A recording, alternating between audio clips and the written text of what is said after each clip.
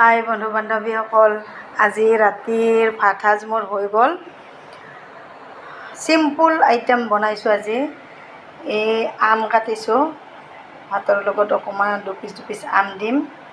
আৰু এইটো মাছৰ কণী পিঁয়াজেদি বৰা বনাইছোঁ।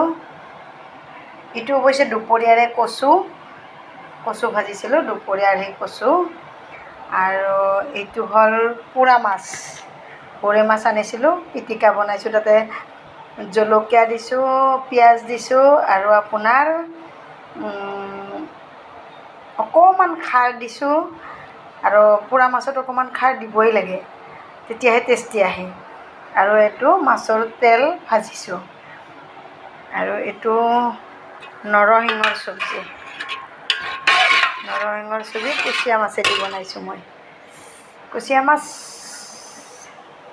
খায়নে বাৰু আপোনালোকে? আৰু এতিয়া মই ভাত বাঢ়িলোঁ। এইটো দুপিচকৈ বৰা দিছোঁ। এইটো মাছৰ তেল ফ্ৰাই ভাজিছোঁ। আৰু এইটো আপোনাৰ মাছ পিটিকাটো পোৰা মাছৰ। আৰু এইটো দেখিছে, এইটো মই বাপেকৰ কাৰণে বনাইছোঁ। এইটো মানে ভোট জলকীয়া দিছোঁ। আৰু ইহঁতক ভোট জলকীয়া দিয়া নাই, ইহঁতে এনেকুৱা জলকীয়া দিছোঁ।